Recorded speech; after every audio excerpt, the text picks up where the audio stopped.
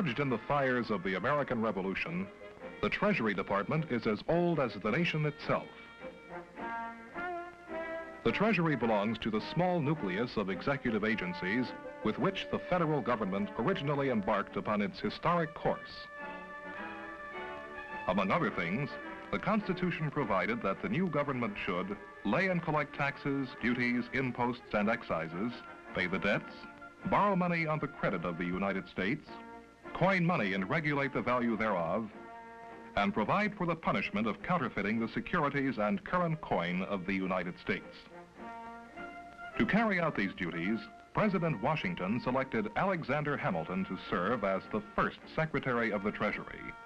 Under young Hamilton's able leadership, the department quickly acquired a central role in the new government.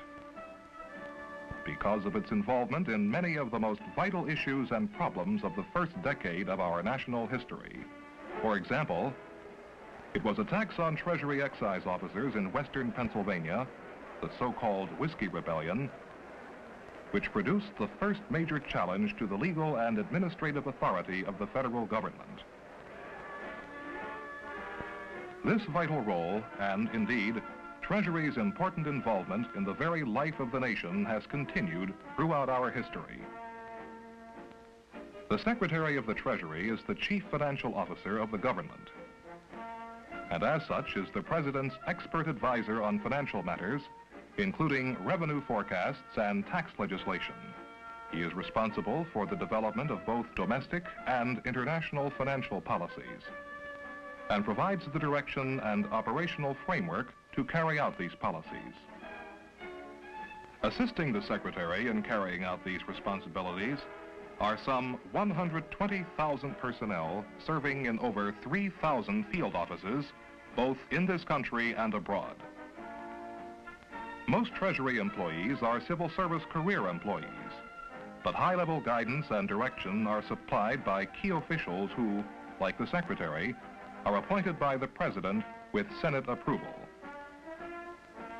The home of the Treasury Department, its first, together with most of its documents and records, was burned when a raiding party of British Marines sacked the capital city during the War of 1812.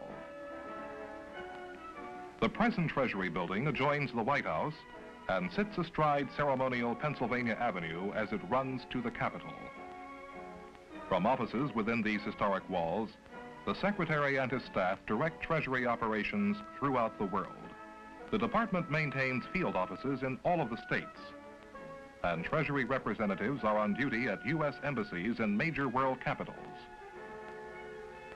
So diverse and far-flung are Treasury's manifold activities that at a given moment, Treasury personnel are apt to be assisting local police apprehend narcotic smugglers in an Asian seaport, processing Canadian tourists through customs at Blaine, Washington,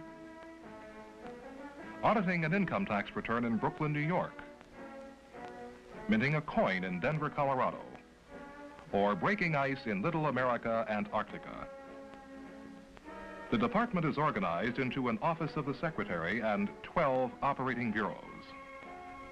The Office of the Secretary is responsible for the management of the public debt, including analyses of security markets and analyses of debt impact on the credit structure and the general economy.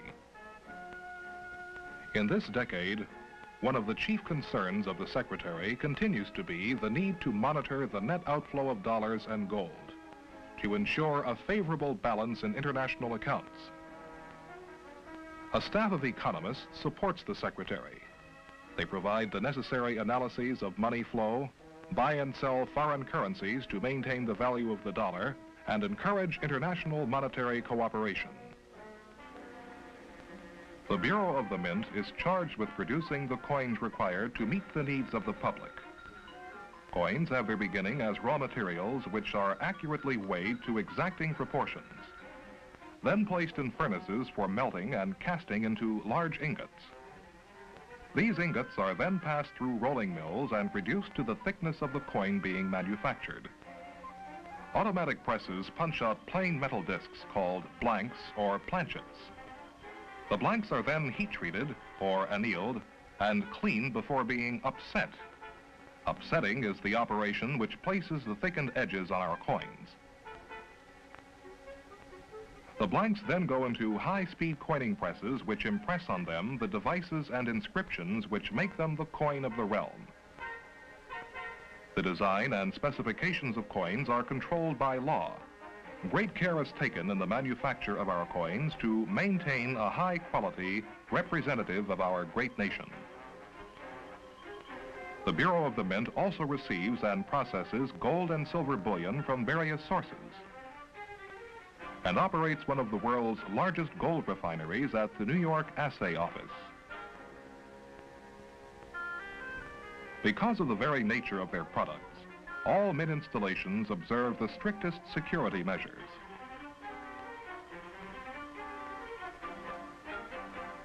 Employees are carefully checked, and hand-picked guards stand continuous vigil. For the Bureau of the Mint is responsible for the security of our gold and silver assets, as well as turning out the nation's coins. For more than 100 years, the Bureau of Engraving and Printing has pursued the singular mission of printing the nation's currency and securities. Today, the Bureau employs the varied talents and skills of nearly 3,000 employees and specially designed machines to produce the paper currency, bonds, stamps, and other securities to satisfy the ever-growing needs of our economy. All engraved products start in the design room where Bureau artists produce a full-color detail model. After approval by the Secretary of Treasury, the design is reproduced in steel by an engraver and transferred through various processes into a multi-subject plate for printing by the intaglio process. The plate and special Bureau manufactured ink come together on the high-speed presses. Commercially produced special composition paper is fed into the press, and out comes a maximum quality security printed product, perfect in detail and highly resistant to successful counterfeiting. A final examination by skillful inspectors catches any faulty notes. Then the good ones are securely banded and wrapped for delivery to safekeeping in Bureau vaults. Besides paper money, the Bureau designs and prints billions of postage stamps and saving stamps, all having the same high quality and excellence of design as the currency. Other Bureau printing includes commissions, citations, and presidential portraits. Maximum protection is maintained throughout the entire production process to safeguard the highly desirable and very negotiable products of the Bureau. A well-trained force of guards protects the Bureau buildings at all times and safeguards the vaults until the truckloads of money can be sent on their way. Most of the paper currency and coins go to the Federal Reserve banks and branches in some 36 major cities across the nation, where it is held and distributed to member banks as required to satisfy the needs of the local economy. Nearly 5,000 of these local banks belong to the national banking system. These federally chartered banks account for more than half of the total assets of the nation's commercial banking industry. For over 100 years, the Treasury's controller of the currency has presided over the growth and development of this banking system. A nationwide force of trained, experienced national bank examiners keeps a continuous watch on the condition of every national bank in the country. The sound condition of the national banks is maintained by painstaking review and evaluation of the infinite details of banking transactions. Bank management is carefully analyzed, evaluated, and discussed with the bankers themselves. Banking regulations issued by the Comptroller's Office serve to restrict the area of risk into which bankers may venture and to open new avenues of banking. The Comptroller has the authority to charter new banks and allow existing banks to branch or to merge. Through exercise of this authority, the Comptroller's Office is able to control and shape the banking structure to the growing needs of the community and the nation. Just as the controller of the currency guarantees the integrity of the national banking system, The Treasury's Secret Service Force protects the integrity of the coins and currency so vital to our economy. The suppression of forgery of government checks and bonds and the constant war on counterfeiters are highly valuable but little-known contributions to society by the agents of the Secret Service. Even the seizure of a $2 million consignment of phony bills before they could be circulated doesn't attract nearly the attention that their constant and tireless protection of the President and his family does. The President at all times is under the protective cloak of the Secret Service. Since 1901, this small corps of dedicated Treasury men have had this formidable responsibility. For this is their primary mission, a mission for which they are prepared to give their own lives. Collecting each year $100 billion or more in federal taxes, the Internal Revenue Service probably has continuing contact with more citizens of the United States than any other agency of the federal government. Its more than 60,000 employees staff a national headquarters office, 7 regional offices, several service centers, nearly 60 district offices, and 900 local offices. In addition, it has, in recent years, extended its overseas operations to provide service and to permit tax collection among the thousands of American citizens living and working abroad.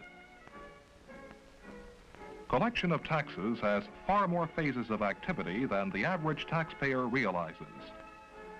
So, Internal Revenue maintains basic collection and audit divisions, which handle the bulk of its activity, but it also has an active intelligence division concerned with citizens who fail to file, who file fraudulent returns, and who need a further check beyond the more normal routines of audit. On the other hand, the appellate division concerns itself with matters in which Internal Revenue and taxpayers are in serious but more legitimate disagreement.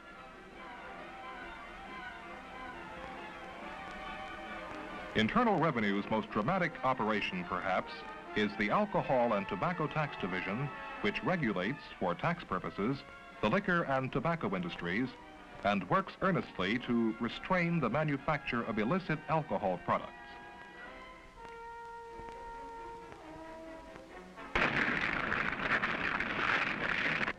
The billions of cigarettes and cigars smoked annually in this country give yet another basis of tax relationship between the citizen and the Revenue Service. All this requires intensive and extensive administrative coordination, whether it deals with buildings, office functions, ADP equipment, the personnel who staff the agency, or the top echelon from which comes the pronouncement of plans and policies. Internal Revenue offers, for one purpose or another, more than 200 kinds of forms with which the average taxpayer seldom comes in contact. Its publications and its rulings are numerous and form the basis of many legal decisions and numerous highly technical books and articles on assorted tax matters. All this variety of effort and activity is what keeps those 60,000 employees busy, not just during the filing period, but every day, the year round.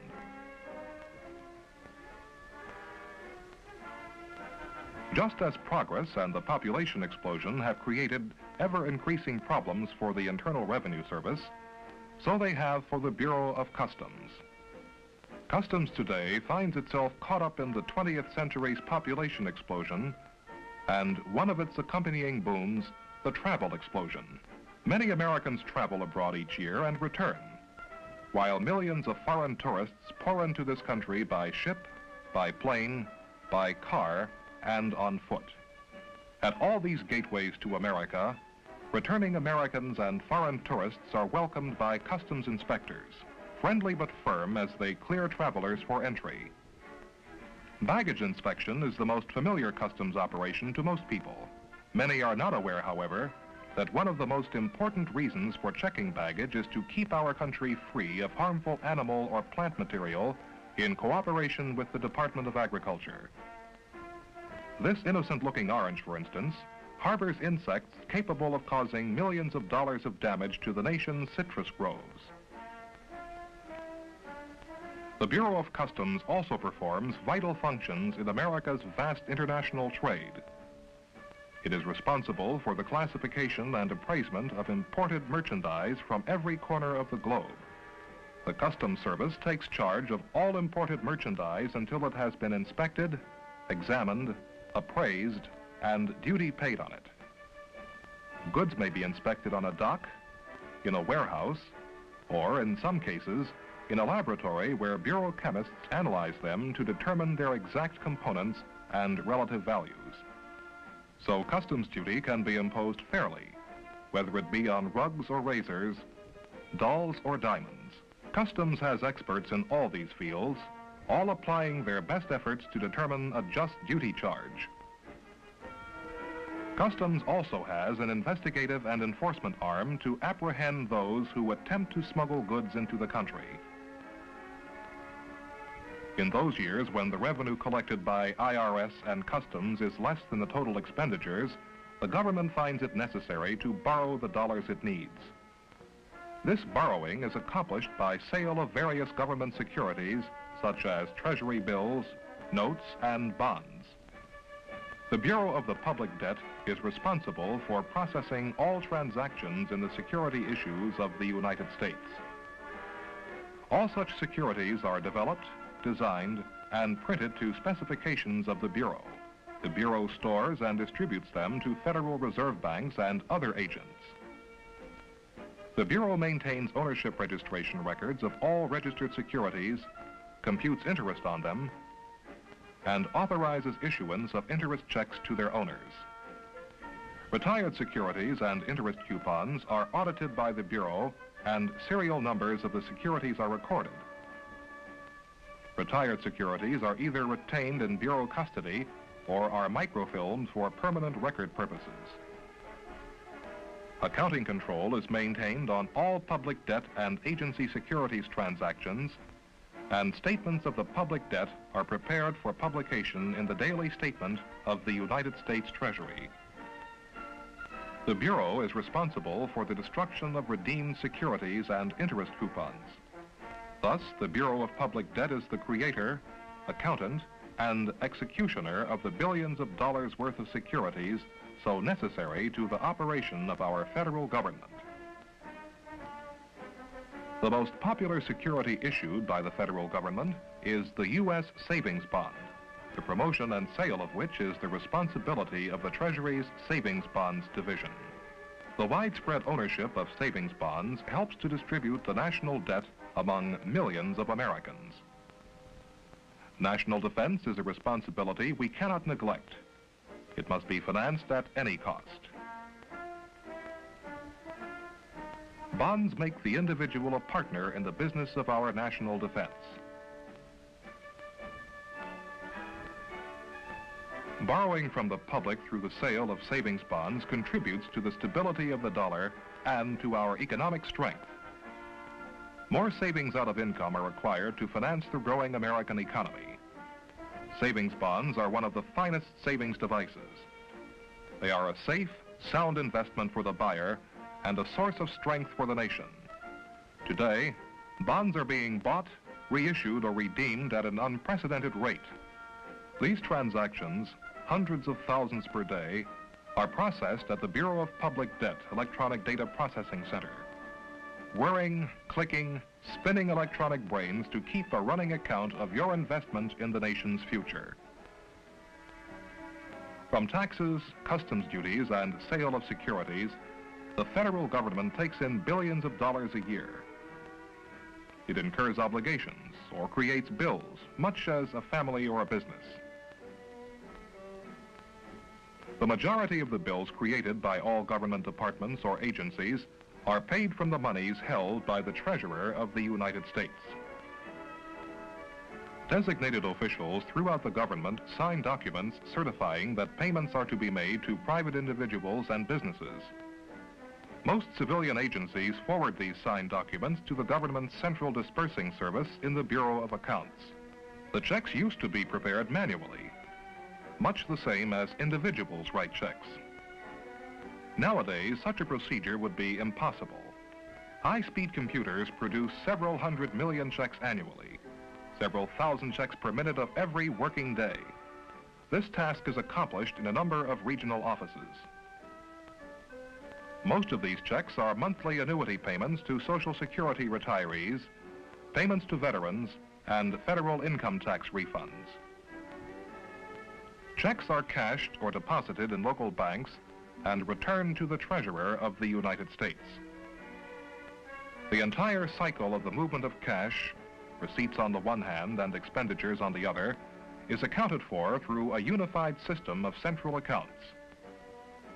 Here again, these accounts were, in earlier times, maintained by hand. Today, the Treasury uses computers to do the work. The Treasury also publishes financial reports. These reports are among the most useful tools available today for financial planning and economic analysis.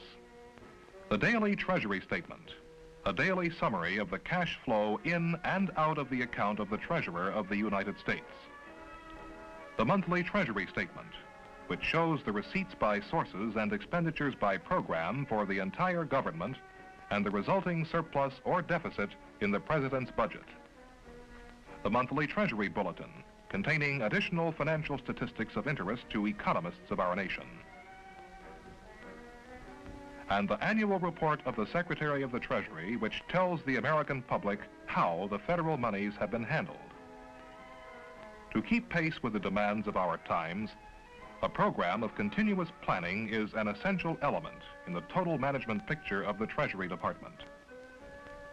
Throughout the entire federal system, Treasury plays an important role in stimulating financial management improvement in all government agencies, so that they may better provide the financial services and controls necessary to our economy. Treasury also provides non-financial service to the public through its Bureau of Narcotics and the United States Coast Guard. These are vital services directed toward the safety and well-being of our citizens. The Bureau of Narcotics licenses and controls the import, manufacture, and distribution of legitimate narcotic drugs for use by the medical and allied professions. Since 1930, this close-knit, superbly trained force has led the international war on illicit traffic in narcotic drugs. The Bureau of Narcotics is one of the Treasury enforcement agencies supporting the highly specialized Treasury Law Enforcement School, where Treasury agents learn everything from judo and marksmanship to the latest detection and undercover techniques using the best modern science has to offer. For these agents must be equipped to carry out the most difficult of all enforcement techniques, that of the undercover agent, as they pursue the elusive dope smugglers along their historic international trade routes to the major ports of this country.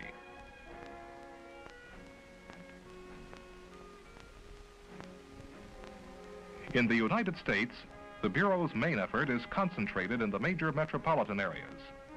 The target is the highest echelon of organized crime. Each seizure of dope is a tribute to the agents of the Bureau of Narcotics and a service of great value to the health and well-being of our society. Like the Bureau of Narcotics, the United States Coast Guard provides a direct service to the nation. The modern Coast Guard is an almost worldwide force of men, ships, planes, and stations dedicated to promoting maritime safety and saving lives and property at sea and on the territorial waters of the United States. Maritime safety starts at the design board for all American ships and continues through the life of the vessel as periodic inspections of machinery and hull are made. Regular shipboard drills ensure the best crewmen for our merchant marine vessels. When disaster does strike at sea, the Coast Guard search and rescue network goes into action. Location of the stricken plane or vessel is plotted in the Rescue Coordinating Center. Cutters and search planes are manned and underway toward the scene. In a matter of minutes, the data processing equipment of the AMVER Center produces a list of names, positions, and medical facilities of merchant vessels nearest the stricken ship. With huge aircraft for long searches, amphibious planes for shorter searches and possible offshore landings, and amphibious jet turbine helicopters for inshore searches and pickups, help is seldom very far away for mariners in distress. Coast Guard cutters on weather patrol catch their share of search and rescue work too, as they make regular observations for the U.S. Weather Bureau and furnish communications and navigation assistance to ships and transoceanic aircraft. Coast Guard Loran stations from Greenland to Japan, lighthouses from Maine to Hawaii, and offshore towers and lightships along our coasts aid the mariner in his ocean navigation. Thousands of buoys mark his way in our rivers, bays, and harbors. In the North Atlantic, since 1914, Coast Guard ships and planes of the International Ice Patrol have charted and warned ocean travelers of the menace of icebergs in or near the shipping lanes. The Coast Guard's battle against ice, one of man's oldest and most formidable foes, is carried into the bays, rivers, and harbors of the United States, into the Great Lakes in the interest of commerce, and to the North and South Polar regions in the interest of science and national defense. Coast Guard ships carry out an accelerated program of oceanographic research, taking water and sea life samples from the major ocean areas of the world. In addition to their many far-flung peacetime missions, the men and ships of the Coast Guard must be ready at all times to take their place alongside the Navy in times of national emergency. As the nation's oldest seagoing armed force, the Coast Guard is proud of its chapter in the Treasury story.